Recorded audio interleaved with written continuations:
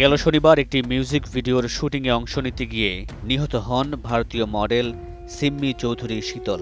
কারা কিভাবে শীতলকে হত্যা করেছে এই নিয়ে তৈরি হয় রহস্য। অবশেষে জানা গেল প্রেমিক সুনীলের হাতেই খুন হয়েছেন শীতল। পুলিশ জানিয়েছে সেদিন রাত 10:30টায় শুটিং সেটে যান শীতলের প্রেমিক সুনীল। সুনীল তাকে নিজের গাড়িতে নিয়ে যান। কিছু পানীয় পান করার পর তাদের মধ্যে তর্ক বিতর্ক শুরু হয়। রাত 1:30টায় শীতল তার বোন নেহাকে ভিডিও কলে জানান সুনীল তাকে মারধর করছে। এর কিছুক্ষণ পর থেকেই বন্ধ পাওয়া যায় শীতলের ফোন। যোগাযোগ করতে না পেরে পুলিশে অভিযোগ করেন নেহা। এই ঘটনার 2 দিন পর সোমবার হরিয়ানা রাজ্যের একটি খাল থেকে ক্ষত বিক্ষত একটি মরদেহ উদ্ধার করে পুলিশ। মরদেহের হাতে ও বুকে উল্কি চিত্র দেখে শীতল চৌধুরীর পরিচয় নিশ্চিত করে পুলিশ।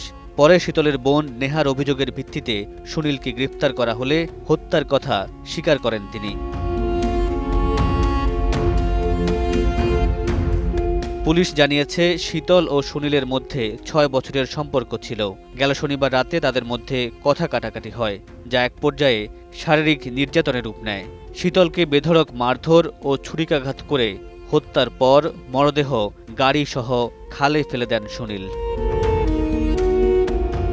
মামুনুর রশীদ পনেল, সময় সংবাদ।